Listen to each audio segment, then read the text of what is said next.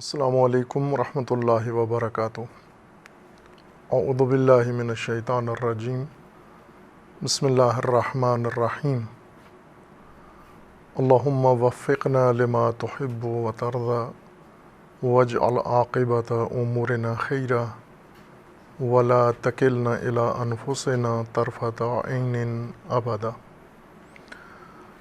خداوند تبارک و تعالیٰ کی بارگاہ میں شکر گزار ہیں اس توفیق پر اور اس نعمت پر جو خداوند تبارک و تعالیٰ نے اس ملت کے اور تمام مومنین و مسلمین کے شامل حال فرمائی، اور ایک دیرینہ آرزو کو آج جامع عملی پہنانے کا موقع ملا ہے۔ خداوند تبارک و تعالیٰ کا شکر ہے جس کے ہم قابل نہیں ہیں، جس کے لائق نہیں، نہ اس کا شکر ادا کر سکتے ہیں اور نہ اس کی نعمتوں کو پاس کر سکتے ہیں۔ رب کریم کا یہ ایک اور لطف ہے جو اس سلسلہ نعمات میں شامل ہوا ہے، اور وہ آج آغاز سال مسیحی میلادی میں 2017 کے پہلے دن 1 جنوری 2017 اس قابل ہوئے ہیں کہ وہ وعدہ جو عرصے سے مومنین کی خدمت میں عرض کیا ہوا تھا اور مختلف وجوہات کی بنا پر کئی سال تک تاخیر کا شکار ہوا، آج الحمدللہ اس نے عملی شکل اختیار کر لی ہے اور مومنین مشاہدہ فرما رہے ہیں، پاکستان کے اندر بھی اور پاکستان کے باہر بھی، کہ بیسر ٹی وی چینل، تعلیمی ٹی وی چینل کا باقاعدہ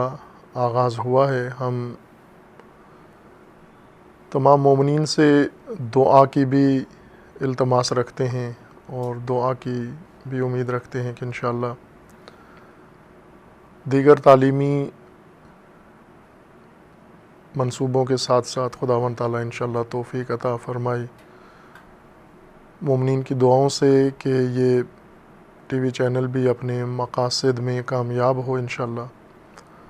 اور اس کے باقی ماندہ مراحل اسی طرح سے طے ہوں عزت کے ساتھ، اور اللہ تعالیٰ کے لطف و کرم کے سائے میں اسی آغاز میں ان تمام عزیزوں کا بھی شکر گزار ہیں جنہوں نے محنت کر کے، مشقت کر کے، شب و روز کی محنت سے اور کتنے طولانی عرصے سے جنہوں نے آج ہمیں یہ موقع دیا ہے ہم سب کو، کہ ایک ایسا ذریعہ جو عصری فنون کے مطابق ہے، ٹیکنالوجی کے مطابق ہے، اس سے ہم بہرہ مند ہو کر استفادہ کر کے اپنی اور اپنی ملت، اپنی قوم اور تمام اہل اسلام و اہل مذہب کی خدمت کر سکیں، تعلیمی خدمت کر سکیں، رہنمائی، دینی رہنمائی ان کی خدمت میں پیش کر سکیں، اور اپنے تعلیمی تبلیغی فرائض احسن طریقے سے انجام دے سکیں۔ ہم یہ دوستان جو مصروف ہیں، جنہوں نے رات دن کی محنت کر کے اور اس قلیل عرصے میں اس چینل کو یہاں تک پہنچایا ہے، خداوند تبارک و تعالیٰ کی بارگاہ سے ان کی صحت و سلامتی و توفیقات اور مزید ان کی کامیابی کے لیے دعا گو ہیں۔ مومنین سے بھی التماس ہے کہ انشاءاللہ ان برادران کو اپنی خصوصی دعاؤں میں یاد رکھیں انشاءاللہ، تاکہ یہ اسی طرح یہ خدمات انجام دیتے رہیں۔ بہت پہلے یہ توفیق نصیب ہو جانا چاہیے تھی، لیکن حکمت الہی کا تقاضا یہ بنا کہ کچھ وقت گزر جائے اور شاید یہ پختہ ہو جائے یہ نظریہ اور تصور، اور پھر اس کے بعد اس وقت میں اس کا آغاز ہو۔ بہر کیف تاخیر و تقدیم کا شکوہ و شکایت نہیں ہے، بلکہ شاکر ہیں۔ جب بھی خدا کی طرف سے توفیق نصیب ہو اس پہ انسان کو شاکر ہونا چاہیے۔ چونکہ یہ توفیق ہمیں آغاز سال میں نصیب ہوئی ہے، میلادی سال میں، تمام امت اسلامیہ کو یہ سال مبارکباد عرض کرتے ہیں۔ ہر چند اسلامی سال ہجری ہے، قمری ہے، لیکن عملی طور پر مسلمانوں نے میلادی سال کو ہی اپنا عملی سال قبول کیا ہوا ہے اور اسی کے مطابق اپنے امور و تاریخیں اور معاملات انجام دیتے ہیں۔ تو یہ ایک عمومی پوری دنیا کے لیے ایک تاریخی سال کہلاتا ہے۔ تاریخ کے لحاظ سے تقویم میں تمام اہل اسلام کو بھی اور پیروان حضرت مسیح کو بھی تبریک و تہنیت عرض ہے، اس دعا کے ساتھ، امید کے ساتھ کہ خداوند تبارک و تعالیٰ انشاءاللہ یہ سال سب کے لیے، بالخصوص ملت اسلامیہ کے لیے اور بالاخص ملت پاکستان کے لیے، خداوند تبارک و تعالیٰ اسے خیر و برکت کا سال قرار دے، اور اس سال میں مومنین تمام دنیا میں جہاں کہیں بھی آباد ہیں، رہ رہے ہیں، خداوند تعالیٰ انہیں سختیوں سے، مشکلات سے، ظلم سے، ستم سے خداوند تعالیٰ نجات عطا فرمائے، اور اسلامی ممالک کو خداوند تبارک و تعالیٰ امن و سلامتی عطا فرمائے، تاکہ مسلمین اپنے گھروں میں آسودگی کے ساتھ اور اپنے اولاد کی تربیت و فرائض آسودگی کے ساتھ انجام دے سکیں انشاءاللہ۔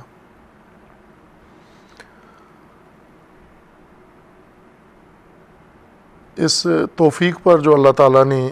عطا فرمائی ہے، میں آغاز کروں گا اس کے نام سے اور اس کا وجہ تسمیہ بعثت ٹی وی، تعلیمی ٹی وی چینل۔ بعثت اس کا نام انتخاب کیا ہے چونکہ قرآن کریم میں خداوند تبارک و تعالیٰ نے بعثت کو، یا عنوان بعثت قرآن حکیم میں اللہ تعالیٰ نے جن مناسبتوں پہ ذکر فرمایا ہے اور جن ہستیوں کے بارے میں ذکر فرمایا ہے، اس سے قرآن کریم اور دین مبین کے اندر بعثت کے حقیقت و حکمت کی طرف انسان متوجہ ہوتا ہے، چونکہ بعثت بہت بنیادی عنوان ہے دین کا، جہاں سے ہدایت کا سلسلہ شروع ہوتا ہے۔ ہر چیز جو اللہ کی طرف سے بشریت کے لیے مقرر ہوئی ہے، خداوند تبارک و تعالیٰ نے اسے بعثت کے عنوان سے آغاز کیا ہے۔ بعثت آغاز ہے آسمان سے اللہ کی ہدایت کے اترنے کا، اور بعثت عنوان ہے زمین اور اہل زمین کا عالم غیب و عالم الہی سے ارتباط کا عنوان ہے، اور بعثت عنوان ہے خداوند تبارک و تعالیٰ کی جانب سے انسان کے لیے ہدایت کے نزول کا، اور بعثت عنوان ہے الہی نظام کی طرف پہلے قدم کا، اور بعثت عنوان ہے انسان کو ضلالتوں، جہالتوں اور رذالتوں سے نکالنے کا۔ کچھ چیزیں، کچھ عناوین قرآن کریم کے بہت ہی اہم بنیادی ہیں، لیکن جتنی ان کی اہمیت ہے قرآن کریم میں، اس طرح سے تفاسیر میں اور دین شناسی میں انہیں کھولا نہیں گیا۔ ان میں سے ایک عنوان بعثت ہے۔ بعث اور بعثت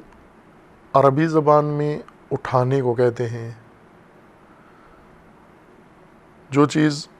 جس کا حق یہ ہو کہ وہ قائم ہو، قیام کی حالت میں ہو، لیکن کسی بھی وجہ سے وہ قائم نہ ہو، اسے قائم کر دینا بعثت کہلاتا ہے۔ لہٰذا سویا ہوا انسان اگر ہو، اسے اٹھایا جائے تو اسے بھی بعث کہا گیا ہے۔ قیامت کے ناموں میں سے ایک نام یوم البعث ہے، چونکہ تمام بشریت و تمام مخلوق حالت موت میں ہوں گے اور انہیں دوبارہ اٹھایا جائے گا۔ نیند سے اٹھانا بھی باعث ہے اور موت سے اٹھانا بھی باعث ہے۔ جمود، سکوت، ہر وہ چیز جو انسان کو جمود و سکوت میں اور جو انسان کی زندگی میں ٹھہراؤ قائم کر دے، اس سے نکالنا اور حرکت کے قابل بنانا، اپنے مقصود کی طرف متوجہ کرنا، اس مقصود کی طرف رہنمائی کرنا، اس کا عنوان بعثت قرآن کریم نے رکھا ہے۔ متعدد آیات ہیں قرآن کریم کی جن میں خداوند تبارک و تعالی نے عنوان کیا ہے لفظ بعث کو، اور مختلف امور کے لیے، مختلف اشیاء کے لیے تبرکاً آپ مومنین کی خدمت میں چند آیات اشارہ ہو جاتی ہیں تاکہ قرآن کریم کے ان آیات سے متبرک ہو کر ہم آج اس نعمت الہی کا شکر ادا کریں۔ ان آیات کریمہ میں جہاں حق تعالی نے بعثت کا ذکر کیا ہے اور مومنین کے لیے یہ نعمت مقرر فرمائی اور جاری رکھی ہیں، ان میں ایک نمونہ سورہ مبارکہ بقرہ میں ہے، آیا 129 اور 130 میں ہے۔ حضرت ابراہیم خلیل علیہ الصلاۃ والسلام کی دعا ہے خداوند تبارک و تعالیٰ کی بارگاہ میں، تفصیلی دعا ہے، اور اس دعا کا ایک حصہ بعث سے متعلق ہے۔ 128 نمبر آیا سے یہ دعا ہے کہ ربنا واجعلنا مسلمین لک ومن ذریتنا امۃ مسلمۃ لک وارنا مناسکنا وتب علینا انک انت التواب الرحیم۔ ربنا وابعث فیہم رسولا منہم یتلو علیہم آیاتک ویعلمہم الکتاب والحکمہ ویزکیہم انک انت العزیز الحکیم۔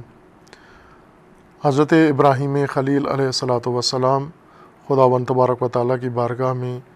دعا مانگ رہے ہیں، ربنا وابعث فیہم رسولا منہم، اے پروردگار، اے میرے پالنے والے، اس امت کے اندر اور اس ذریت کے اندر اور ہمارے پیروکاروں کے اندر انہی میں سے رسول مبعوث فرما، یتلو علیہم آیاتک، جو تیری آیات کی تلاوت کرے، ویعلمہم الکتاب والحکمہ، اور جو کتاب و حکمت کی تعلیم دیں، ویزکیہم، اور جو ان کا تزکیہ و تطہیر کرے، انک انت العزیز الحکیم، تو یقیناً عزیز و حکیم ہے۔ اور پھر فرمایا فمن یرغب عن ملت ابراہیم الا من صفی نفسہ، جو بھی راہ ابراہیم اور روش ابراہیم اور طریقہ ابراہیم سے روگردان ہوا وہ صفی ہے، اس نے اپنے آپ کو صفاحت، حماقت اور بے وقوفی میں ڈالا ہے۔ وَلَقَدِ اصْطَفَيْنَاهُ فِي الدُّنْيَا وَإِنَّهُ فِي الْآخِرَةِ لَمِنَ الصَّالِحِينَ، یہ خداوند تبارک و تعالیٰ کی جانب سے حضرت ابراہیم کی خصوصیات کا تذکرہ ہے۔ ایک نمونہ قرآن کریم میں سورہ مبارکہ بقرہ میں ہی خداوند تبارک و تعالیٰ نے آیہ دیگر میں ذکر فرمایا ہے جہاں پر بعث کا ذکر ہے، اور اس آیہ کریمہ میں تمام انبیاء کی بعثت کا ذکر ہے کہ خداوند تبارک و تعالیٰ نے تمام انبیاء کو مبعوث فرمایا ہے۔ سورہ مبارکہ بقرہ میں آیہ 213 میں ہے، کان الناس امۃ واحدہ فبعث اللہ النبیین مبشرین ومنذرین وانزل معاہم الکتاب بالحق لیحکم بین الناس فیما اختلفوا فیہ وما اختلف فیہ الا الذین اوتوہ من بعد ما جاءتہم البینات بغیا بینہم فہدی اللہ الذین آمنوا لما اختلفوا فیہ من الحق بإذنہ واللہ لا یہدی من یشاء الی صراط مستقیم۔ صدق اللہ العلی العظیم۔ اس آیہ شریفہ میں خداوند تبارک و تعالیٰ کا فرمان ہے کہ لوگ امت واحدہ تھے، ایک امت کی صورت میں تھے، ان میں انتشار، تفرقہ اور اختلاف نہیں تھا۔ اور سورہ مبارکہ یونس میں حق تعالیٰ کا فرمانا ہے کہ بعد میں وما کان الناس الا امۃ واحدہ فاختلفوا، لوگ امت واحدہ تھے اور پھر ان میں آپس میں اختلاف ہوا، اور اس اختلاف اور انتشار کو ختم کرنے کے لیے اور دوبارہ امت واحدہ تشکیل دینے کے لیے خداوند تبارک و تعالیٰ نے جو تدبیر فرمائی اور جو حکمت اللہ تعالیٰ کی سامنے آئی وہ یہ تھا کہ فبعث اللہ النبیین مبشرین و منذرین، تو خداوند تبارک و تعالیٰ نے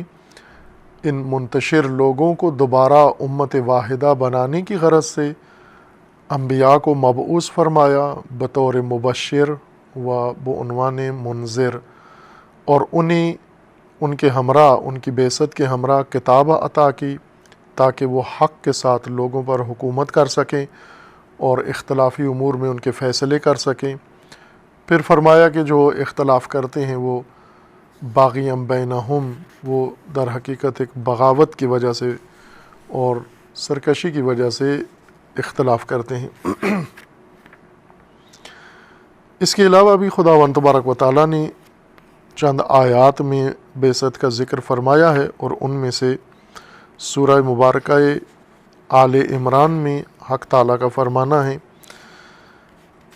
لقد من اللہ علی المؤمنین اذ بعث فیہم رسولا من انفسہم یتلو علیہم آیات ویزکیہم ویعلمہم الکتاب والحکمہ وان کانوا من قبل لفی ضلال مبین۔ خداوند تبارک و تعالیٰ کا فرمانا ہے کہ خداوند تعالیٰ کا سب سے عظیم و بڑا احسان و نعمت یہ ہے کہ اللہ تعالیٰ نے ان کے اندر،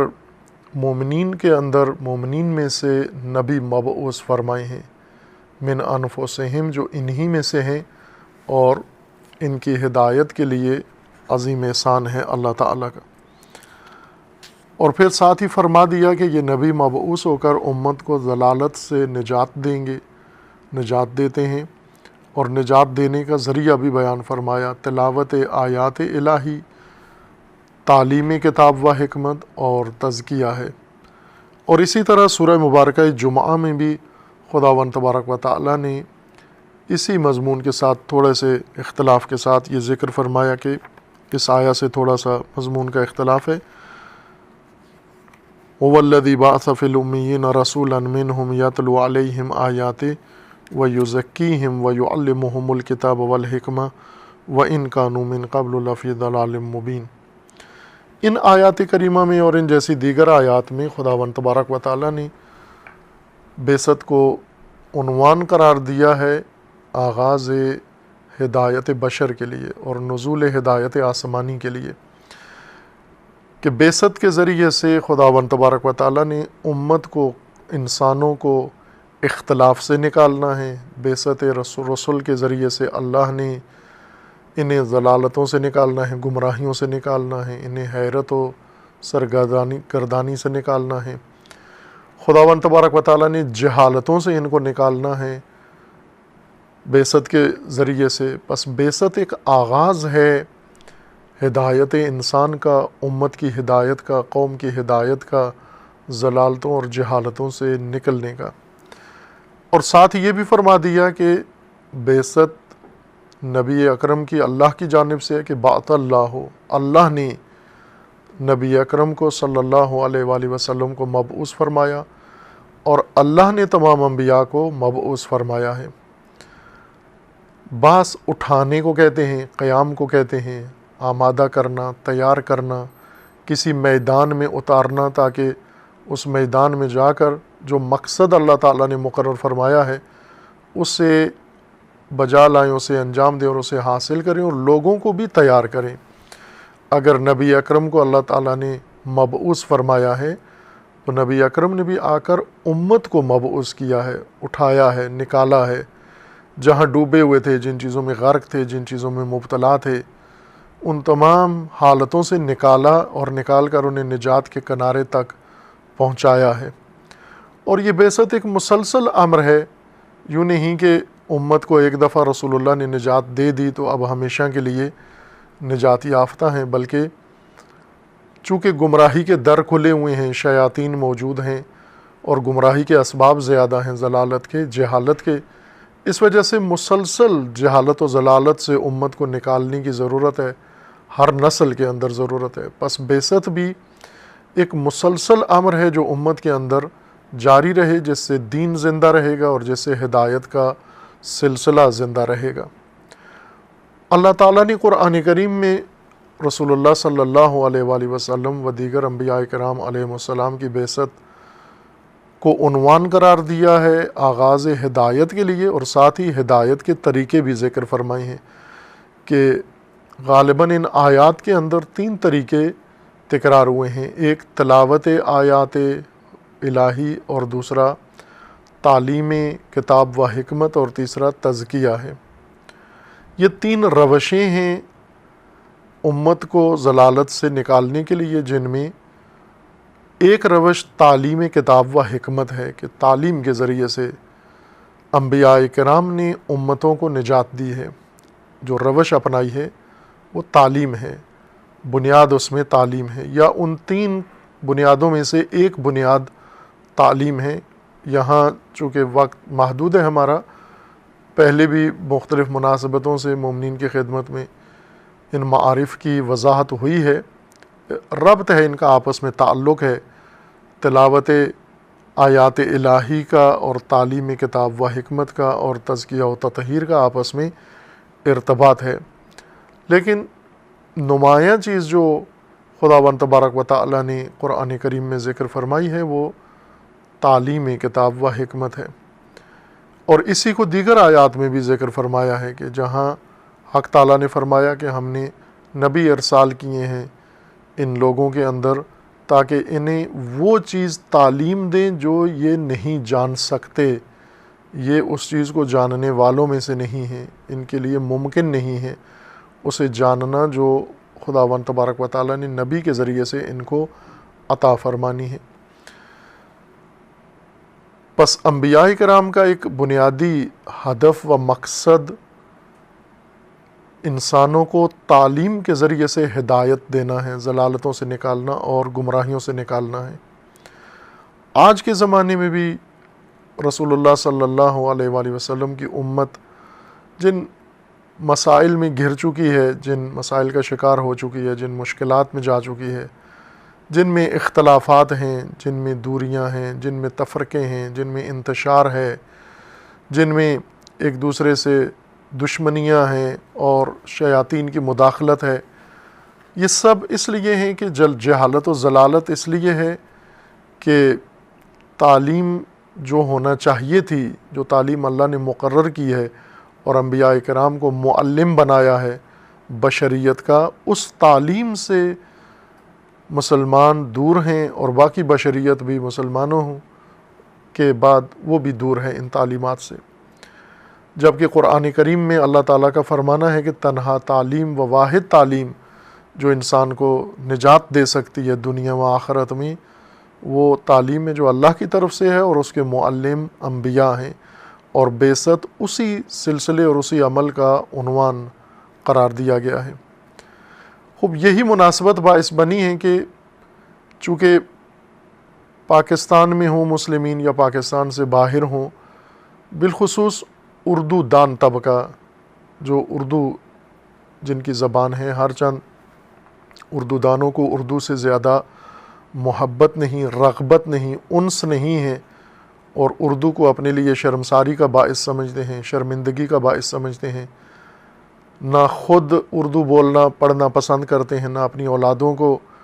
اردو پڑھنا پسند کرتے ہیں، چونکہ اس سے ان کا مقام گر جاتا ہے، اور دیگر زبانیں استعمال کرنا اور ان میں گفتگو کرنے کو اپنے لیے اعزاز و فخر سمجھتے ہیں کہ یہ خود ایک بیماری ہے اور آفت ہے۔ ایک قوم جو اپنی تہذیب سے نفرت کرنے لگے، اپنی زبان سے نفرت کرنے لگے، اور اپنی تاریخ سے، اپنے ماضی سے نفرت کرنے لگے، اور اپنی شناخت و شخصیت پہ شرمندہ ہونا شروع ہو جائے، یہ زوال پذیر قوم ہوتی ہے۔ بہرکیف اردو بھی اس کی ایک علامت ہے کہ اردو دان عموماً اردو کو اتنا پسند نہیں کرتے، لیکن بالآخر اردو دان ہی سمجھے جاتے ہیں۔ ایسے ممالک میں پیدا ہوئے ہیں کہ جہاں کی قومی اور رسمی اور باقاعدہ زبان اردو ہے، اور شاید دنیا میں اگر اعداد و شمار بیان کیے جائیں تو اردو بولنے والے مسلمین سب سے زیادہ ہوں گے۔ کہیں ہوا نہیں ہے یہ تحقیق یا کہیں سروے، لیکن اندازہ یہ کہتا ہے کہ ایسے ہے، چونکہ ایک بڑی تعداد اردو بولنے والوں کی پاکستان میں آباد ہیں اور کم و بیش اتنی ہی تعداد یا اس سے کچھ اوپر نیچے ہندوستان میں قیام پذیر ہیں، اور اسی طرح پوری دنیا کے اندر اردو جاننے اور بولنے والے پھیلے ہوئے ہیں اور مقیم ہیں ساری دنیا کے اندر۔ ان مومنین کے لیے، ان مسلمین کے لیے اہتمام اللہ کی توفیق سے کیا ہے کہ امت مسلمہ کا یہ حصہ جو ان کی زبان اردو ہے، ان کی ارتقاء کے لیے، ان کے بیداری کے لیے، ان کے عزت و مقام کے لیے، ان کے شرف کے لیے، جو ان کے شایان نشان ہیں، جو قرآن کریم نے امت اسلامیہ کے لیے ذکر فرمایا ہے کہ امت وسط ہیں، امت شہداء علی الناس ہیں، امت ناظر و گواہ ہیں تمام بشریت کے اوپر، ان کے لیے قرآن کریم نے یہ عنوان اور یہ حیثیت مقرر فرمائی ہے۔ لیکن آج جن مشکلات کا شکار ہیں وہ قابل تعریف نہیں ہیں۔ آج ملازمتیں ہیں غیروں کی، اجنبیوں کی، نوکریاں ہیں ان کی، اور غلامی ہیں ان کی، محکومی ہیں ان کی، اور دوسروں کی حاکمیت کے تحت ہر جگہ، حتیٰ اپنے ملکوں میں رہتے ہوئے بھی دوسروں کے محکوم ہیں اور دوسروں کے غلام ہیں۔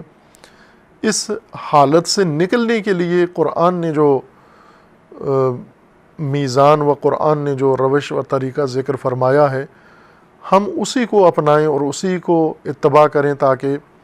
ہم بھی نجات پا جائیں، جس طرح رسول اللہ صلی اللہ علیہ وآلہ وسلم نے اس زمانہ جاہلیت و دور جاہلیت کے انسانوں کو نجات عطا کی ہے، اور وہ ہے تعلیم۔ تعلیم کے ذریعے سے مسلمین نجات پا سکتے ہیں۔ ہر چند بعض ایسے گزرے ہیں شخصیات بر صغیر میں اور بر صغیر سے باہر کہ جنہوں نے تعلیم کا نعرہ تو لگایا ہے، لیکن تعلیم انبیاء و تعلیم الہی و تعلیم قرآنی کے بجائے مغربی تعلیم اور مزید غلام و محکوم بنانے والی تعلیم کا پرچم بلند کیا اور پرچار کیا، اور مزید غلامی کو زیادہ مضبوط تر کر دیا اور گہرا کر دیا اس نسل کے اندر اور آئندہ نسلوں کے لیے۔ نجات دہندہ تعلیم، نجات بخش تعلیم، جو ضلالت کے دلدل سے انسان کو نکالے، جو جہالت کی دلدل سے نکالے، جو غلامی کی دلدل سے نکالے، جو محکومی کی دلدل سے نکالے، جو دوسروں کے اوپر انحصار کی دلدل سے نکالے، جو دوسروں کے سامنے ہاتھ پھیلانے کی دلدل سے اور ذلت سے انسان کو نکالے، وہ ہر تعلیم نہیں ہے۔ وہ تعلیم جو انبیاء کرام نے اپنی امتوں کو دی، اور انبیاء کرام کی تعلیم جو آج وراثت میں ہمارے پاس موجود ہے، وہی تعلیم تنہا ذریعہ ہے، اس کے ذریعے سے امت کی نجات ممکن ہے۔ اللہ تعالیٰ نے توفیق دی، جو طالب علمانہ حد تک توانائی و کوشش اللہ کی طرف سے دی گئی تھی، اس کے مطابق ہم نے تعلیمی ہی روش کا انتخاب کیا ہے دیگر میدانوں کے بجائے، کہ تعلیم کے ذریعے سے امت مسلمہ کی خدمت انجام دی جائے اور انہیں ان مصیبتوں سے نجات دی جائے، یا کم از کم ایک راستہ کھولا جائے،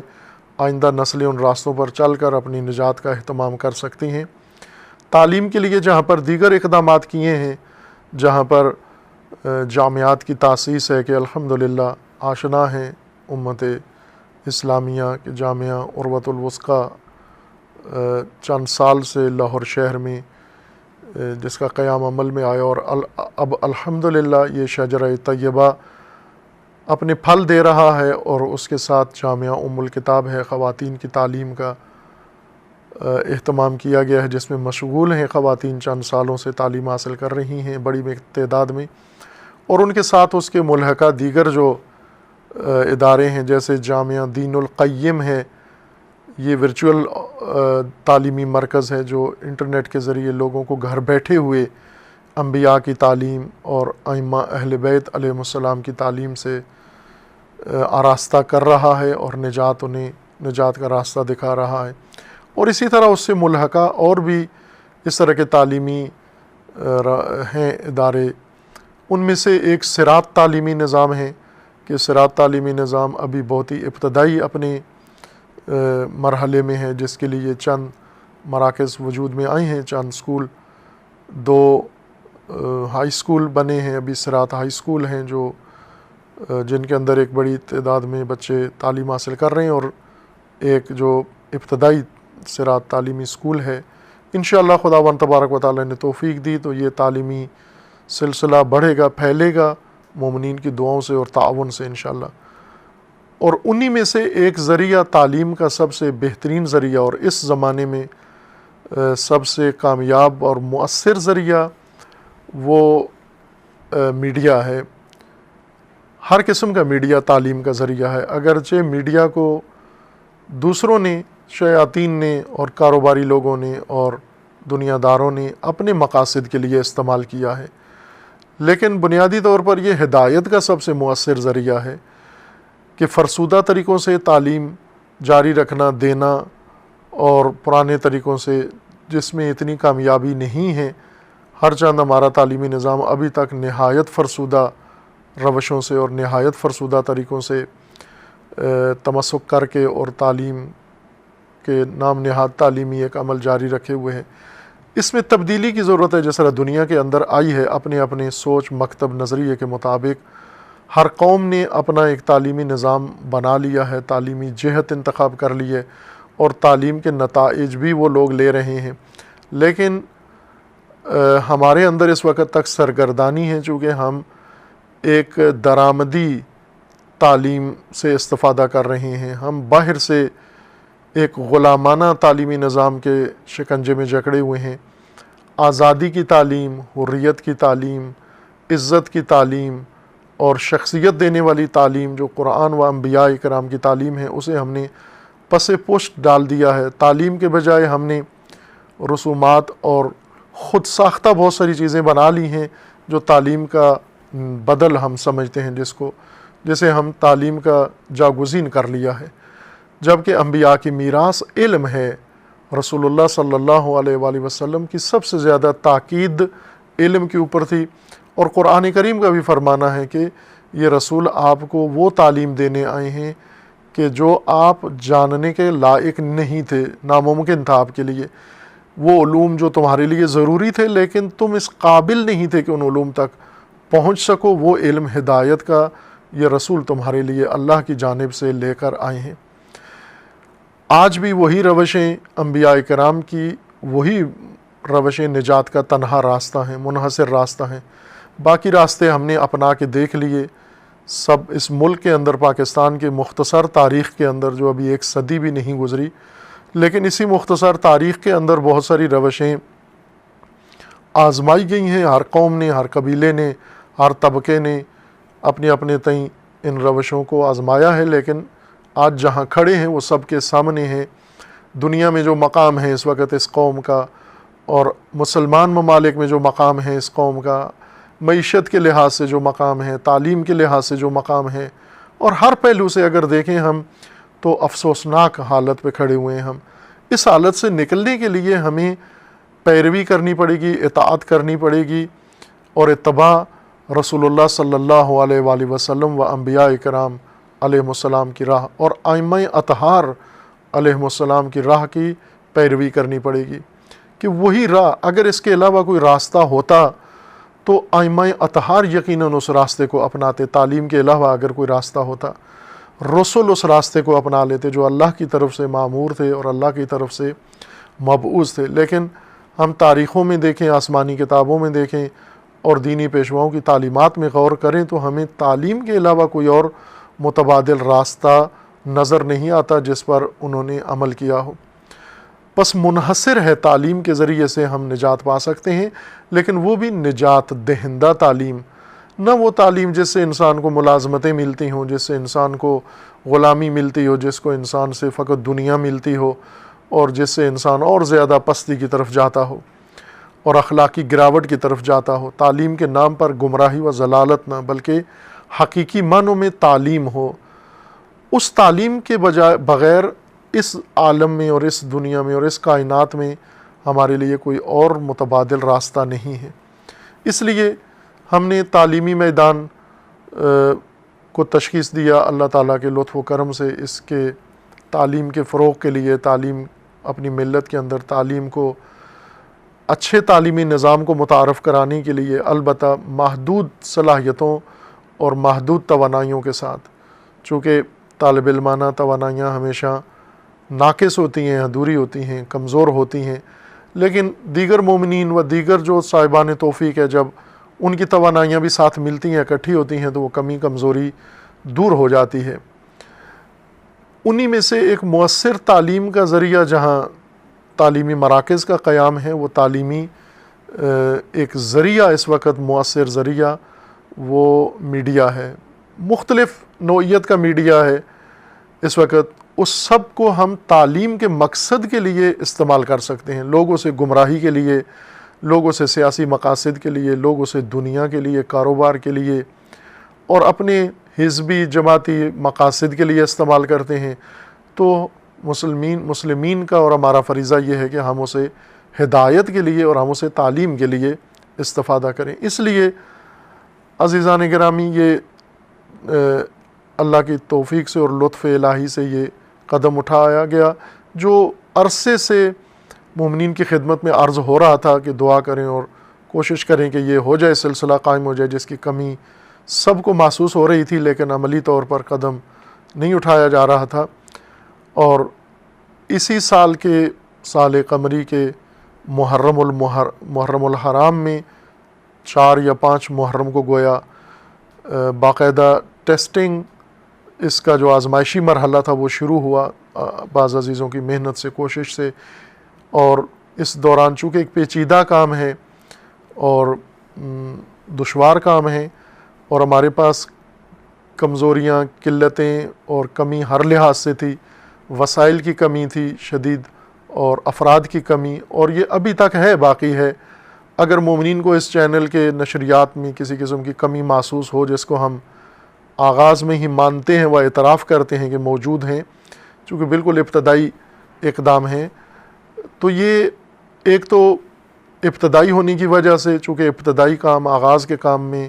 ہوتی ہیں کمیاں کمزوریاں جو آہستہ آہستہ برطرف ہو جاتی ہیں جو پختہ ہوتا ہے کام اور تجربہ بڑھتا ہے۔ اور دوسرا یہ کہ ایک ان کمزوریوں کا یا اس کمی کا ایک بڑا حصہ اس قلت سے ہوتا ہے جو باقاعدہ کارآمد افراد کی کمی کی وجہ سے یہ کمزوریاں پیدا ہوتی ہیں، اور وسائل کی کمی کی وجہ سے یہ کمزوریاں پیدا ہوتی ہیں۔ کہ ہماری دعا ہے کہ انشاءاللہ خداوند تبارک و تعالیٰ کا لطف و کرم انشاءاللہ جاری رہے گا، اور یہ قلت بھی انشاءاللہ دور ہوگی، اور ہم اپنے اصلی مطلوب نقطے تک انشاءاللہ جلد پہنچ جائیں گے، مومنین کی دعاؤں سے بھی اور مومنین کے تعاون سے بھی، جو ہر طرح کا تعاون جیسا پہلے شامل حال ہے، اسی طرح انشاءاللہ آئندہ بھی ہمیں توقع و امید ہے۔ اس وقت ایک میڈیا جو بہت ہی منفی کردار ادا کر رہا ہے وہ سوشل میڈیا ہے۔ یہ الگ بات ہے اور کی بھی ہے، ہم نے بعض جگہ پر یہ گفتگو اس کا پس منظر بیان کیا ہے کہ سوشل میڈیا شروع کرنے والے لوگ کون تھے، کن مقاصد کے لیے کیا، اور آج انہوں نے اپنے مقصد میں سب کو لے آئے ہیں اور اپنا استفادہ کر رہے ہیں۔ اسی طرح پرنٹڈ میڈیا ہے، اور اس میں بھی تعلیم کے لیے اس کو بھی ذریعہ بنایا جا سکتا ہے اور ہونا چاہیے، اور ان میں سے ایک اہم ٹی وی چینلز ہیں جو تفریح کے لیے، سیاست کے لیے اور بہت سارے مقاصد کے لیے استعمال ہو رہے ہیں، لیکن حق یہ بنتا ہے کہ اس اللہ کی نعمت کو اور اس توفیق کو جو اس علمی زمانے میں اور ٹیکنالوجی کے زمانے میں انسان کو نصیب ہوئی ہے، اس کو ہدایت کے راہ میں ہم استعمال کریں، اور ہدایت کا سب سے بہترین جو میدان ہے وہ تعلیم ہے۔ تعلیم کی آگے کئی صورتیں انشاءاللہ اس کے بعد مختلف فرصتوں میں، توفیقات میں آپ مومنین کی خدمت میں تعلیم کے میدان کی وضاحت ہوگی، اور کس طرح ہم اس ذریعے سے آپ کی خدمت میں یہ تعلیمی خدمات انجام دیں گے، اور آپ انشاءاللہ اس سے بہرمند ہوں گے اور استفادہ کریں گے۔ یہ تدریجاً آنے والے دنوں میں ساتھ ساتھ اسے بیان کرتے رہیں گے۔ یہاں پر جو ضروری چیز ہے جس سے ہمیں آگاہی لازمی ہے حاصل کرنا، وہ یہ کہ تعلیم میں صرف یہ ذہن میں ہمارے نہ آئے کہ تعلیم سے مراد ہماری وہی ہے جو تعلیمی مراکز میں دی جاتی ہے۔ دو قسم کے تعلیمی مراکز ہیں اس وقت، دینی اور سیکولر یا دنیاوی جن کو کہا جاتا ہے، جیسے اسکول، کالج، یونیورسٹیز ہیں اور جیسے دینی مدارس و جامعات ہیں۔ ان دو کے اندر تعلیم دی جاتی ہے، باقاعدہ ایک نصاب ہوتا ہے، سلیبس ہوتا ہے، اور اس میں داخلہ لیا جاتا ہے، اور داخلے کے بعد معلمین ہوتے ہیں، وہ پڑھاتے ہیں، چند سال باقاعدہ پڑھنا پڑتا ہے، پھر اس کے بعد انسان فارغ التحصیل ہوتا ہے اور سندیں اس کو مل جاتی ہیں۔ یہ ایک رسمی تعلیم ہے، یہ رسوماتی تعلیم ہے۔ شاید اس تعلیم سے اتنا فرق بھی نہیں پڑتا جیسی ہمارے ملک کے اندر ہے کہ یہ تعلیم دونوں قسم کے مراکز میں انجام تو پا رہی ہے، لیکن ہمیں جہالت زیادہ نظر آتی ہے۔ علامہ اقبال کے بقول کے عجب نیس کے نفس مسیحا داری، عجبی ناس کے بیمار تو بیمار ترست۔ ہمیں اس بات پہ تعجب نہیں ہے، یہ کوئی انوکھی بات نہیں ہے کہ آپ مسیحا ہو، آپ یقیناً مسیحا ہو، لیکن تعجب اس بات پر ہے کہ آپ مسیحا تو ہو لیکن آپ کا مریض دوسرے مریضوں سے زیادہ بیمار ہے، اس کی حالت سب سے خراب تر ہے۔ ہم اگر اپنی ملت کو دیکھیں اور اپنے صاحبان ادعا و دعویٰ رکھنے والے جو مدعی لوگ ہیں مختلف میدانوں میں، سیاست کے دنیا میں مدعی اور دین کی دنیا میں مدعی، باقی علم و نظریے کی دنیا میں جو مدعی ہیں، ان مدعیوں سے علامہ اقبال یہ فرما رہے ہیں کہ آپ یقیناً مسیحا ہوں گے لیکن آپ کے بیمار کی حالت دوسرے بیماروں سے زیادہ ابتر ہے۔ پاکستانی قوم وہی بیمار ہے، علامہ اقبال کی مراد یہی مسلمان ہیں۔ یہ مسلمان، ان کی حالت دوسروں سے زیادہ بدتر ہے اور ہر لحاظ سے ابتر ہے، ہر پہلو سے ابتر ہے۔ معیشتی لحاظ سے ابتر ہیں، تعلیمی لحاظ سے ابتر ہیں، اخلاقی لحاظ سے ابتر ہیں، ہر پہلو سے، در حالی کہ ان کے اندر توانائیاں فراوان ہیں، ان کے اندر ایسی گنجائش ہے کہ یہ دنیا کی بہترین قوم اور دنیا کی بہترین ملت بن سکتے ہیں، لیکن وہ مداوع جو اس مریض کا ہونا چاہیے وہ ابھی تک صحیح طریقے سے انجام نہیں پایا۔ درد دل رکھنے والے افراد زیادہ ہیں جو گوشہ و کنار میں اپنے اپنے تئیں بیٹھ کر اس ملت کے دردوں کا درمان سوچتے ہیں، مداوع کرتے ہیں، چارہ جوئی کرتے ہیں، لیکن زیادہ افاقہ مریض کو نہیں ہوتا، وہ دن بدن ابتری کی طرف ہی جا رہا ہے۔ اس کے لیے یہ عرض کرنا مقصود ہے کہ جو تعلیم ہم اس چینل کے ذریعے سے مومنین کی خدمت میں پیش کریں گے وہ عمومی تعلیم ہے، تمام طبقات کے لیے، چھوٹے بچوں سے لے کر جب وہ تعلیم و تربیت کی عمر میں آتے ہیں اور جب وہ سننے دیکھنے کے قابل ہو جاتے ہیں، وہاں سے اس تعلیم کا آغاز ہوگا۔ وہ تعلیم جو انہیں زندگی گزارنے کے طریقے سکھائے، وہ تعلیم جو انہیں راستے بتائے، وہ تعلیم جو انہیں مقاصد بتائے، وہ تعلیم جو انہیں روزمرہ کی زندگی کی مہارتیں سکھائے۔ گھریلو نظام میں تعلیم کی ضرورت ہے، ماں باپ کو تعلیم کی ضرورت ہے، اور اعزا و اقربا کو، برادری کو آپس میں تعلیم کی ضرورت ہے۔ وہ تعلیم جو ان قرابت داروں کو صلہ رحمی پہ قائم رکھے، قرابت دار رکھے، اور ایک دوسرے کا خیر خواہ و ہمدرد اور ایک دوسرے کا معاون بنائے، دکھ درد میں اور غمی خوشی میں ایک دوسرے کا ساتھی بنائے، اس تعلیم کی ضرورت ہے۔ یہ روزمرہ اور ہر انسان کی ضرورت ہے۔ پڑھا لکھا ہو تو اس کی بھی ضرورت ہے، اگر کم پڑھا لکھا ہے اس کی بھی ضرورت ہے، اگر پڑھا لکھا نہیں ہے اس کی بھی ضرورت ہے۔ طبقاتی لحاظ سے ہر طبقے کی ضرورت ہے، اور پیشہ ور افراد جو کسی بھی پیشے سے تعلق رکھتے ہیں ان کی بھی ضرورت ہے، گھریلو بچوں خواتین کی بھی ضرورت ہے، عام معاشرے کی بھی ضرورت ہے کہ یہ تعلیم ہم روزمرہ کی اپنی ملت کو، اپنی قوم کو پیش کریں۔ چونکہ میڈیا کی ایک بڑی ذمہ داری قوم کو تعلیم سے آراستہ کرنا ہے، قوم کو ایسی مہارتیں سکھانا جس سے وہ بہتر زندگی کے قابل ہو سکیں۔ اخلاقی قدریں گر رہی ہیں، تدریجاً گر رہی ہیں، روز بروز افسوسناک حد تک یہ قدریں گر چکی ہیں، اور اس قدر یہ قدریں نکلنے سے نظام فرسودہ ہو گیا ہے، ہمارا زندگی کا نظام، کہ گھر گھر کے اندر الجھنیں پیدا ہو گئی ہیں، والدین اور بچوں کے درمیان دوریاں پیدا ہو گئی ہیں۔ آئے دن جو ہم پڑھتے بھی ہیں اخباروں میں اور مشاہدہ بھی کرتے ہیں اپنے ارد گرد میں، جو افسوسناک واقعات اور انسانیت سوز واقعات انجام پاتے ہیں، وہ سب قدروں کے ختم ہونے کی وجہ سے۔ ان قدروں کو احیا کرنے کے لیے بھی ہمیں ان قدروں کی تعلیم کی ضرورت ہے۔ آفتیں ہیں ایک اہم شعبہ جو تعلیم کا تعلق رکھتا ہے تعلیم سے، نہ باقاعدہ تعلیمی مراکز میں ہے کہیں بھی، کم از کم پاکستان کی حد تک تو یقیناً کہا جا سکتا ہے کہ کسی تعلیمی مرکز میں نہیں۔ میں ایک بڑے پاکستان کے تعلیمی ادارے میں یہ عرض کیا تھا، اور وہاں کے وائس چانسلر صاحب جو تھے خداوند تعالیٰ انہیں خوش رکھے، فاضل ادیب شخصیت تھے، انہوں نے اس بات کو تسلیم کیا، قبول کیا اور آمادگی ظاہر کی، لیکن ساتھ ہی قانونی طور پر رکاوٹیں ذکر فرمائیں کہ قانونی رکاوٹیں ہیں، لیکن ہم غیر سرکاری غیر رسمی طور پر یہ کام کرنے کے لیے تیار ہیں۔ وہاں وہ موضوع جو آج بھی آپ کی خدمت میں عرض کرنا چاہتا ہوں وہ ہے اجتماعی بیماریاں اور آفات، ان کی شناخت اور ان سے اپنے اجتماع، معاشرے اور نسلوں کو بچانا، جیسے عربی زبان میں آفت کہا جاتا ہے، فارسی میں اسے آسیب کہا جاتا ہے، اور وہ شعبہ جو جسمانی صحت کے لیے ہم سب جس سے استفادہ کر رہے ہیں، تمام طبی مراکز میں، بڑے ہاسپٹلز میں یہ مرکز قائم ہوتا ہے، اور وہ ہے پیتھالوجی کا،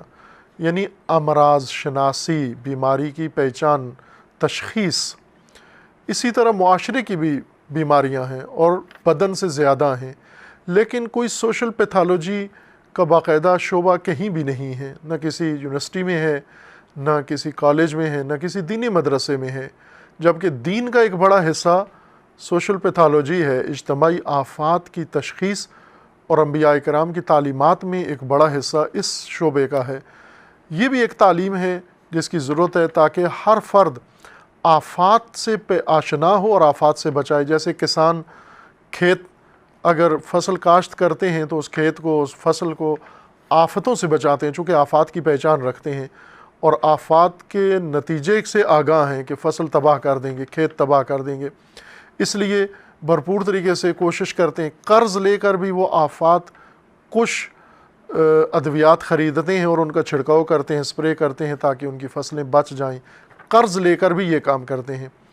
ہم قرض تو فراوان لیتے ہیں ملکی سطح پر، قومی سطح پر، حکومتی سطح پر، لیکن وہ قرض صرف عیاشیوں کے لیے اور باقی کاموں کے کام آ جاتا ہے، وہ اپنے ملک سے آفات کو دور کرنے کے لیے کام نہیں آتا، پیتھولوجی کے کام نہیں آتا۔ ایک تعلیم اہم جو تمام طبقات کے لیے لازم ہے وہ یہ تعلیم ہے، تاکہ ہم ان آفات سے آشنا ہوں اور ان سے دوری اختیار کریں۔ ہمیں اپنے دین سے مکمل آشنائی ہونا چاہیے۔ بے حیثیت مسلمان، صرف مسلمان کے گھر میں پیدا ہو جانا اور پیدائشی مسلمان ہونا کافی نہیں ہے، بلکہ انسان آگاہ ہو، اپنے دین سے علم رکھتا ہو، معرفت رکھتا ہو، اور اس معرفت کا اہتمام اگرچہ ہے، لیکن ظاہراً اس نوعیت کا ہے کہ ہر فرد دین کی تعلیم نہیں لے سکتا، چونکہ دینی اداروں میں باقاعدہ ایک نصاب ہے اور وہاں شرائط ہیں، وہاں داخلہ لینا پڑتا ہے، باقی زندگی کو چھوڑنا پڑتا ہے، ترک کرنا پڑتا ہے۔ اتنی توفیق فرصت ہر ایک کے پاس نہیں ہوتی۔ لوگ چاہتے ہیں کہ گھروں میں بیٹھے ہوئے تعلیم حاصل کریں۔ ہم نے ورچوئل تعلیمی نظام تو بنایا ہے، لیکن وہ بھی پھر پابندی اس کے اندر بھی بعض اوقات آ جاتی ہے۔ ٹی وی چینل کے ذریعے سے جو تعلیم ہے وہ عمومی ہے، اس کے لیے ایڈمیشن کی ضرورت نہیں ہے، اس کے لیے فارم بھرنے کی ضرورت نہیں ہے، اس کے لیے اور اہتمام فیس دینے کی ضرورت نہیں ہے۔ یہ ایک ایسا آزاد اور عام تعلیمی نظام ہے جو گھر میں ہر بیٹھا ہوا بچہ، ہر بڑا، ہر خاتون، ہر مرد اور ہر طبقہ اس سے استفادہ کر سکتا ہے، اور مقصد بھی ہمارا یہی ہے کہ وہ دینی تعلیم بھی جو انسان کو مکمل اس کے دینی فرائض اور دینی حقائق سے آشنا کرے۔ ظاہر ہے اب میں یہاں عرض کر دوں، حرج نہیں اسی آغاز اور ابتدائی گفتگو کے اندر، کہ چونکہ ٹی وی چینل ہے اور سب دیکھتے ہیں، ہر ایک دیکھتا ہے، ملک کے اندر، ملک سے باہر، مسلمان دیکھتے ہیں، غیر مسلمان دیکھتے ہیں، شیعہ دیکھتے ہیں، سنی دیکھتے ہیں۔ اب ممکن ہے وہ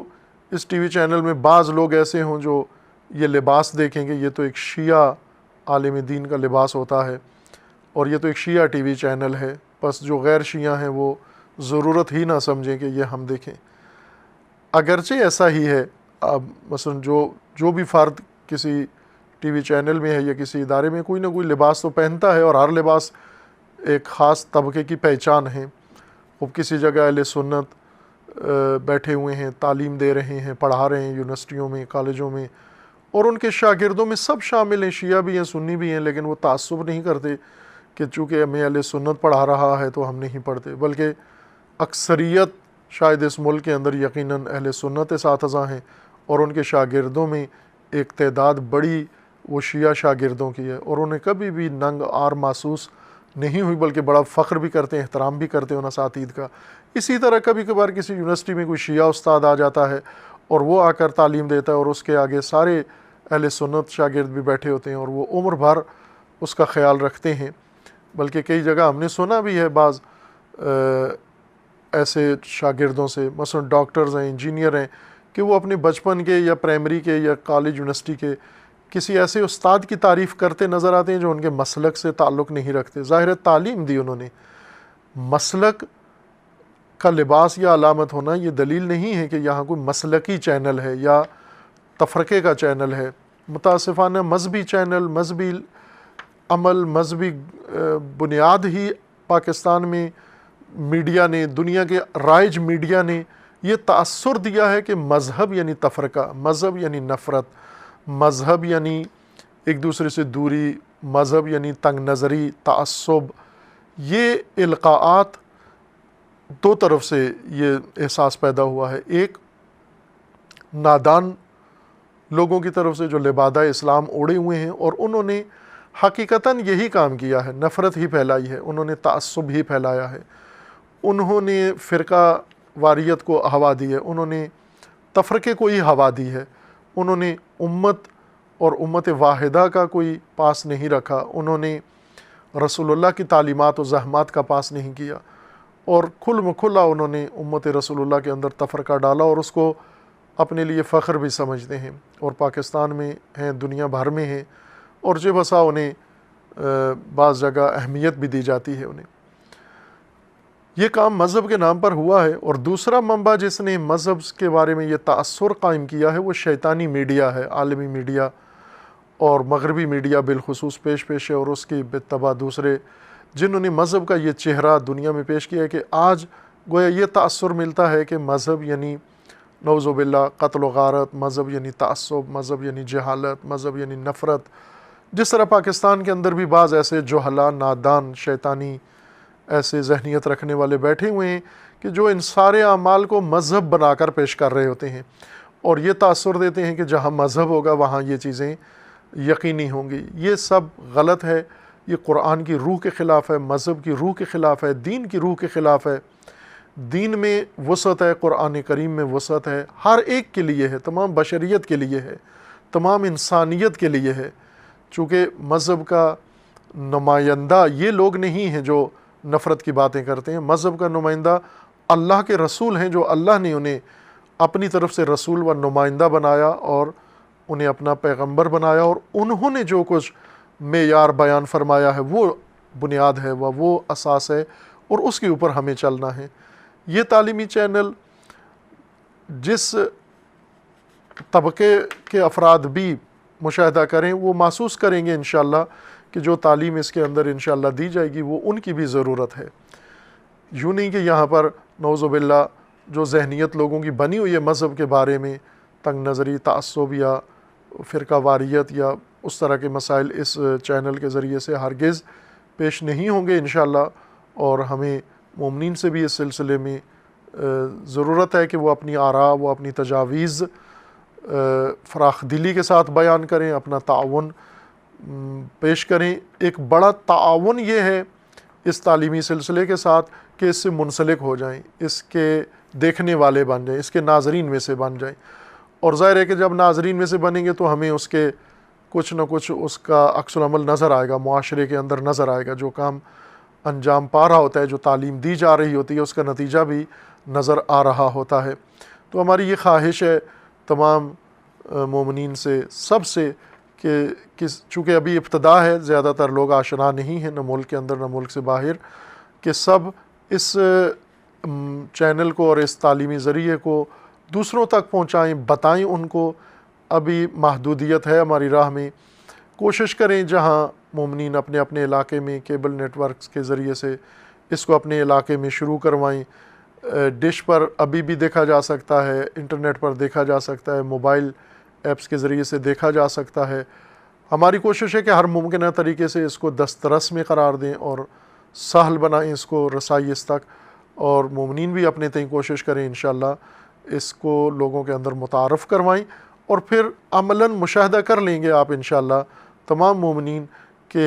یہ چینل اور اس کی تعلیم ہمارے لیے، ہماری آئندہ نسلوں کے ذریعے ضروری ہے۔ ہمارے لیے بھی دعا کریں کہ ہم انشاءاللہ ان اہداف میں قائم رہیں، پابند رہیں، مشکلات، سختیاں، دشواریاں ہمیں اس راہ سے دور نہ کر دیں، چونکہ انسان ہے بعض اوقات دشواریاں، بوجھ اثر انداز ہو جاتے ہیں۔ آپ دعا کریں کہ اللہ تعالیٰ توفیق دے، استقامت دے انشاءاللہ، اور یہ علمی سفر آپ مومنین کے تعاون سے انشاءاللہ جاری رہے۔ ساتھ ساتھ ہم کوشش کریں گے کہ آپ کو باخبر بھی رکھیں، اور وہ جو خبریں ہیں وہ بھی تعلیمی نوعیت کی ہی ہوں گی۔ تعلیمی نوعیت سے مراد یہ نہیں کہ ہم کالجوں کی اور یونیورسٹیوں کے اندر جو کچھ ہوتا ہے وہ خبریں دیں یا مدرسوں کے اندر، بلکہ تعلیم سے مراد یہ ہے کہ ایسی خبر مومنین تک پہنچائی جائے جو مومنین کی بیشتر آگاہی کا سبب بنے، شعور کا سبب بنے، ایسی خبر جو انہیں اپنے ملکی حالات سے مزید آشنا تر کر دے اور روشن کر دے، یا عالمی حالات سے انہیں زیادہ آگاہ تر کر دے۔ ایسی سنسنی نہیں پھیلانا مقصد جو میڈیا نے اپنی وتیرہ بنایا ہوا ہے، بلکہ ہماری کوشش ہی ہوگی انشاءاللہ کہ خبریں بھی ہماری ایسی ہوں کہ جس طرح تعلیم میں انسان کلاس میں بیٹھا ہوا ہے، خبریں بھی ایسی ہوں کہ وہ ایک کلاس کی حیثیت رکھتی ہوں، اور وہ خبریں سن کر آپ بھی محسوس کریں اور سامعین و ناظرین سب محسوس کریں کہ ان کی آگاہی میں اضافہ ہوا ہے۔ ابتدا میں ہیں، انشاءاللہ یہ کام آگے بڑھے گا، اور آپ کے تعاون اور دعا سے انشاءاللہ بہتر ہو جائے گا اور کمزوریاں دور ہو جائیں گی۔ خوب، ایک اور ہمیں جو درخواست ہے کہ عزیزان، چونکہ کرتے ہیں ایسے افراد، پاکستان جیسا معاشرہ جہاں پہنچایا جا چکا ہے، سیاسی اغراض رکھنے والے اور دیگر اغراض رکھنے والے جوہلا نے قوم کی جو درگت بنا دی ہے، اس میں یہ توقع ہمیشہ رہتی ہے اور ہے کہ ہر کام جو صحیح سمت میں اٹھایا جائے اس کی ایک مخالفت بھی ہوتی ہے۔ کوئی حرج نہیں، مخالفت انبیاء کرام رسول اللہ صلی اللہ علیہ وآلہ وسلم جن کے اس عظیم عنوان سے، مبعث سے ہم نے اقتباس کیا نام، اور اس چینل کا اور اس تعلیمی ذریعے کا نام ہم نے بعثت ٹی وی چینل رکھا تاکہ ضلالت و جہالت اور رذالت سے اپنی قوم کو باہر نکالیں۔ ہم دیکھتے ہیں کہ رسول اللہ صلی اللہ علیہ وآلہ وسلم کو بہت دشواریاں پیش آئیں، مکہ میں انتہا ہو گئی مخالفتوں کی اور مشکلات کی۔ اب ظاہر ہے وہ مشکلات سب کو معلوم ہے کہ حتیٰ کہ مکہ چھوڑنا پڑا۔ میں نہیں سمجھتا کہ ایسی مشکلات آج ہماری راہ میں آئیں گی کہ ہمیں نعوذ باللہ پاکستان چھوڑنا پڑے۔ وہ رسول اللہ صلی اللہ علیہ وآلہ وسلم کے لیے تھی مشکلات، اور حضرت کو ان مشکلات کی سبب ہی اللہ کا حکم ہوا کہ آپ مکہ چھوڑ جائیں اور یثرب چلے جائیں، اور پھر یثرب میں جا کر حضرت نے وہ تعلیمات عام کی، اور پھر مکہ والے بھی آہستہ آہستہ سمجھ گئے، متاثر ہو گئے۔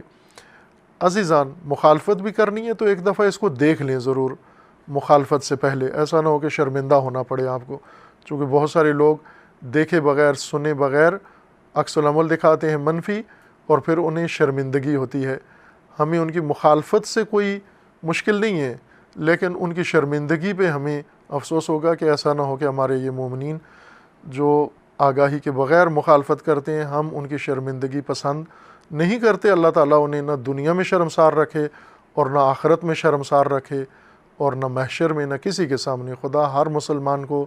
عزت، احترام عطا کرے، خداوند ہر ایک کو شرم و اس شرمساری سے خداوند بچائے جو کسی کوتاہی یا کسی گناہ یا کسی ایسے عیب کی وجہ سے انسان کو کبھی دیکھنا پڑتی ہے۔ خداوند تعالیٰ ہم سب کو بھی بچائے اور تمام مسلمین کو بھی بچائے۔ ہماری دعا ہے ان تمام عزیزوں کے لیے جنہوں نے یہ کوشش کی ہے، جو لوگ تھوڑا سا بھی میڈیا کے کام سے آشنا ہیں، چینل کے، وہ جانتے ہیں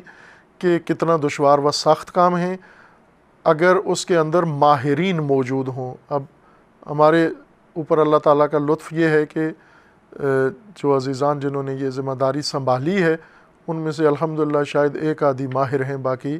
سارے ابھی مہارت حاصل کرنا چاہ رہے ہیں، اور یہ ان کی کوششوں سے آپ یہ سب کچھ مشاہدہ کر رہے ہیں۔ اس لیے آپ ان کے لیے خصوصی دعا کریں کہ اللہ تعالیٰ ان کی زحمات کو اپنی راہ میں قبول فرمائے اور خداوند تعالیٰ انہیں کامیابی دے اور وہ لازمی تجربہ مہارت انشاءاللہ ان کے اندر پیدا ہو جائے جو آپ چاہتے ہیں، جس کی توقع آپ رکھتے ہیں اور جس سے اللہ کی ذات راضی ہو۔ ہم اس لیے نہیں یہ سب کچھ کر رہے جیسا رائج میڈیا کا وتیرہ ہے کہ عوام خوش کریں اگرچہ خدا ناراض ہو جائے۔ یہ قدم اٹھانے کی خدا ہمیں ہرگز توفیق نہ دے کہ ہم عوام کی خوشی کے لیے اور ریٹنگ کے لیے کسی دن ایسا کام کریں جس پہ اللہ ناراض ہو جائے، بلکہ اللہ کی خوشنودی کے لیے اگر چند لوگ ناراض بھی ہو گئے تو کوئی حرج نہیں ہے، خدا انشاءاللہ انہیں بھی اور ہمیں بھی معاف فرمائے گا۔ آپ عزیزوں سے یہ التماس ہے کہ انشاءاللہ اپنا تعاون جاری رکھیں گے۔ سب سے بڑا تعاون یہ کہ اس ذریعے سے منسلک ہوں اور اپنے آپ کو، اپنی اولاد کو اور اپنے گھروں کے اندر ایک ٹی وی چینل یا ڈش لگانے سے گویا آپ نے اپنے گھر کو ایک مدرسہ یا اپنے گھر کو ایک علمی مرکز میں تبدیل کر دیا ہے، جہاں 24 گھنٹے علوم قرآن، علوم اہل بیت، علوم مفید، انسانی علوم اور وہ ضروری علوم جو آپ کے اور آپ کے بچوں اور آپ کے ماحول کے لیے لازمی ہیں، وہ بغیر کسی آپ کی زحمت کے اور بغیر کسی لاگت کے یہ جامعہ گویا آپ کے گھر منتقل ہو جائے گا۔ بس آپ کی طرف سے اتنی کوشش ہو کہ آپ اس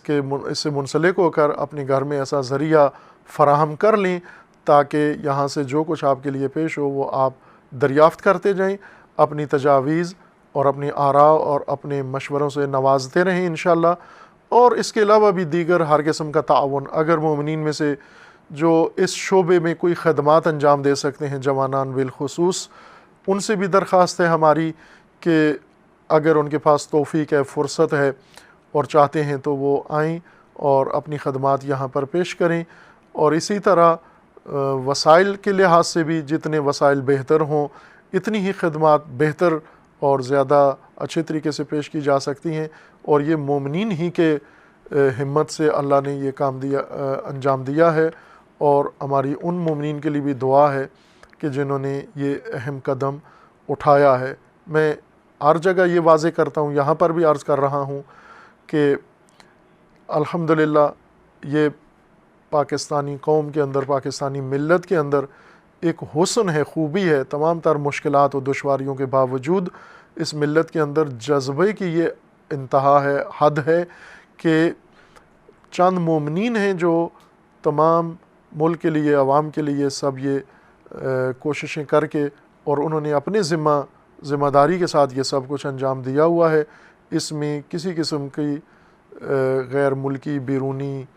یا حتیٰ کوئی حکومتی، سرکاری یا ایسی کوئی مالی قسم کی مداخلت یا تعاون نہیں ہے اس کے اندر، خالصتاً مومنین ہی اپنی ہمت سے کر رہے ہیں۔ لیکن ظاہر ہے کہ اگر 2 مومن یہ کام کرتے ہیں تو ان سے زیادہ اگر بڑھ جائیں تو اس سے بھی بہتر یہ کام کیے جا سکتے ہیں، اور ہماری دعا ہے کہ انشاءاللہ خدا توفیق دے اور یہ سلسلہ انشاءاللہ پربرکت شجرہ طیبہ ثابت ہو، اور اس کی مزید شاخیں اور اس کے مزید ثمرات انشاءاللہ آنے والے ایام میں اور سالوں میں ساری قوم انشاءاللہ مشاہدہ کرے۔ میں اسی عرائض کے ساتھ اپنی گفتگو کو یہاں ختم کرتا ہوں اور تمام مومنین کو اللہ کے سپرد کرتے ہیں، اور سب کے لیے توفیق، سلامتی اور موفقیت کی دعا کرتے ہیں۔ وصلی اللہ علی محمد وآلہ الطیبین الطاہرین المعصومین۔